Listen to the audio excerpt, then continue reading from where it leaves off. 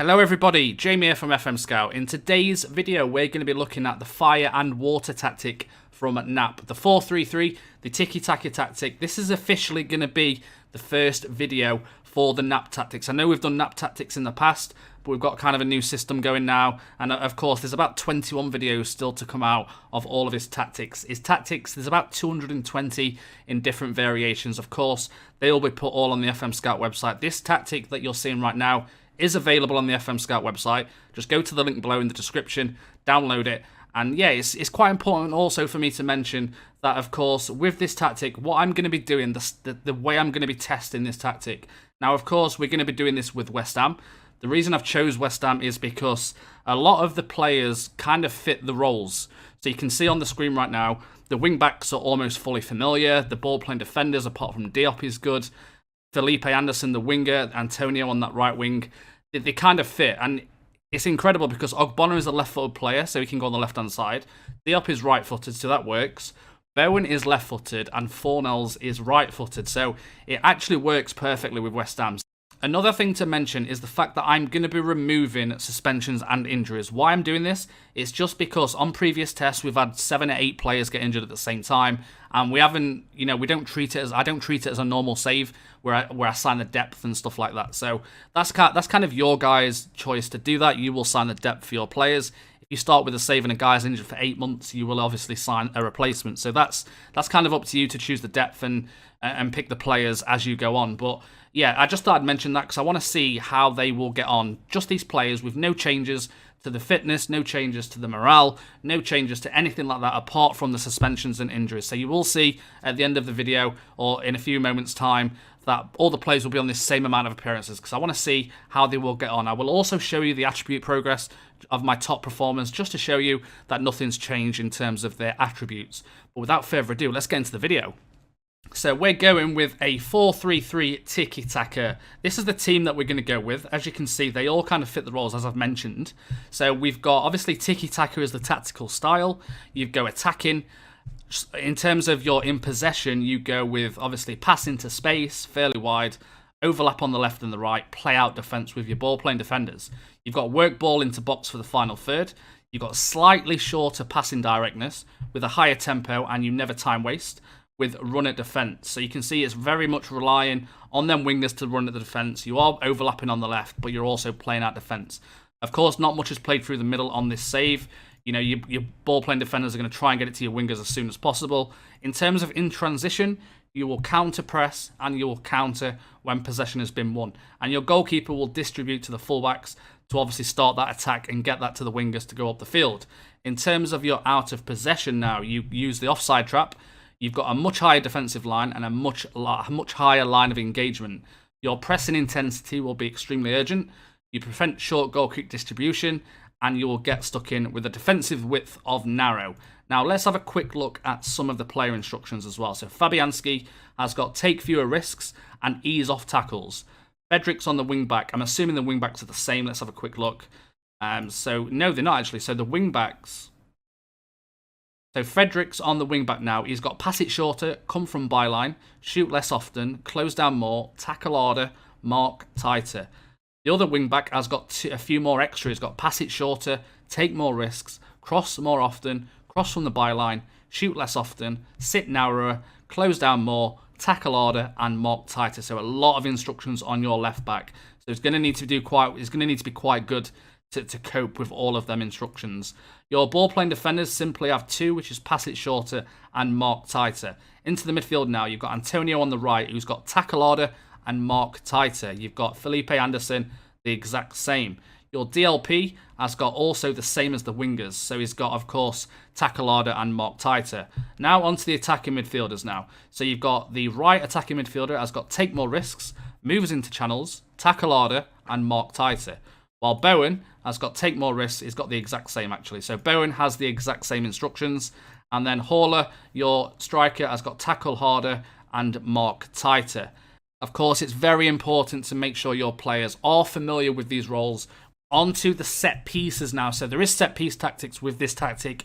You guys can change it, but I would recommend keeping them the same. Of course, let's start with the corners. So the defend corner tactic, there isn't anything. They're just on routine 1. While the attack from the left-hand side, you can see right here has changed. So they will shoot to the near post. You've got players on the edge of the box. So that has been changed. See how it goes in your game if you do manage to take over West Ham. But yeah, just to show you that there is some player instructions. And I'm assuming there will be a long throw as well, which there is. So long throws are quite good on FM20 right now. So they are the set piece tactics. Now let's move to the end of the season and see where West Ham finished.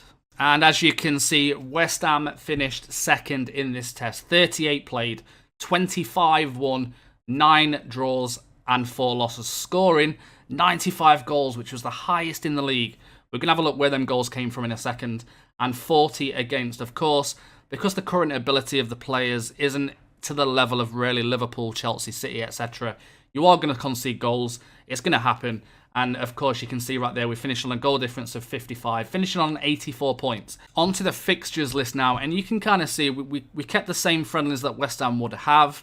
Let's have a look at any kind of standout results. You can see right here, from the start, from the first game against Manchester United, we went on a little run right until the 23rd of November before we lost against Chelsea. But incredible results against some of the bigger teams, like I say, a 2-1 win over Manchester United. We had a 5-1 win over Watford. You know, we looked really good. Of course, we lost to a few big teams like Chelsea. We lost to Tottenham in the Cup. We didn't get that far in the Cup. We did beat Chelsea 6-0 in the FA Cup 4th round before we ended up going out to lose against Brighton, which is typical FM. But of course, a 5-1 win against Man United.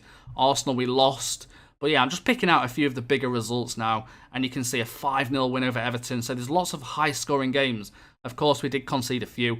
But, you know, again here, we beat Chelsea 2-0. Liverpool, we narrowly lost 3-2. I think we might have won the league if we won that game and kept the kind of momentum going towards the last month.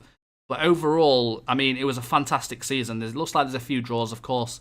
We drew more than we'd like to against teams that we potentially should have won, i.e. Everton, Brighton. You know, we dropped a few points. We couldn't really get past Tottenham either, based on their tactic. They beat us 4-3. We drew 1-1 with them. In the end, we couldn't beat Tottenham throughout the entire game. But overall, absolutely fantastic. The fact that West Ham finished second in the Premier League. Let's have a few look at the players now. So as I mentioned, we kept the exact same team for the entire season. And these are the team right here. All players on 45 appearances. The biggest standout player right now is Sebastian Haller, the French 25-year-old. Scored 39 goals in 45 appearances with 6 assists as well. An absolutely fantastic season for him. And just to show you that nothing's changed based on his progress or his attributes, I will show you all time. You can see it's actually declined, which is not great. But yeah, that's Sebastian Haller, 39 goals. Average rating of, I don't know what his average rating was. In all competitions, 7.77. In the Premier League, 7.78. And he was a top scorer in that league as well, which is really, really cool. And you can see as well, Mikel Antonio. It was a big decision to either go with Mikel Antonio or kind of Yarmolenko. But we did go with Antonio, and I'm kind of glad we did because he did get 17 goals and 11 assists as well on that wing. He had 17 goals for Felipe Anderson, so the wingers showing a massive, massive part in this tactic. Even the attacking midfielders, you know. The attacking midfielders came with 2-11 goals for Fornals and Bowen. 25 assists for Bowen. He had an absolutely incredible season. Again, let me show you this guy. This guy started at 3-star when we put him in the team at the start. If we go to his development right now and go to his progress, you can kind of see all time, he's actually not gone up either. So there's been no improvement for any of the players. You can see their attributes if you want to. This is generally how they start. And yeah, it was what a season. But let's have a little look at a few more stats. So onto the team details screen now. And as you can see, possession-wise, we wasn't great. We was on 49% possession, which was generally 13th in the league out of all the teams. So it could have been a little bit better on possession-wise, but we scored a lot of goals. So let's just have a little look if there's anything else for us. So we had the most yellow cards with 113, which is quite high in comparison to the second team. Of course, we was leading the goals, 5 goals more than Liverpool, which is incredible when you base the teams against each other. It really is. Of course, the cross completion ratio, we was the highest on 29%, which just shows you how much the wingers are important in this tactic. And yeah, absolutely brilliant. Again, on the chances created, we finished on 133, which is absolutely brilliant. Fouls made, of course, was the highest on that with 628. And apart from that, let's move on to the more in-depth tactical analysis. So you can see on the screen right now, we played 38 matches, we scored 95 goals. Majority of the goals came around this area, 20 just here, and 4 kind of here. But we also scored 1 wonder goal, which was in our own half, which is pretty interesting. You can see we had 71 clear-cut chances created as well. In terms of the assists, the main ones came from through balls. There was a few coming from across, which I'm assuming again was the wingers, but the AMs seemed to be working very, very well, you know, with the wingers, which is the main thing. And that is the end to the video. I hope you guys have enjoyed this. Let me know in the comments if you're going to try this tactic out. Let me know if you're going to try it out with West Ham, or let me know if you're going to try it with another club. But let me know what you think of the tactic in the comments below, and I'll see you all for the next tactic video.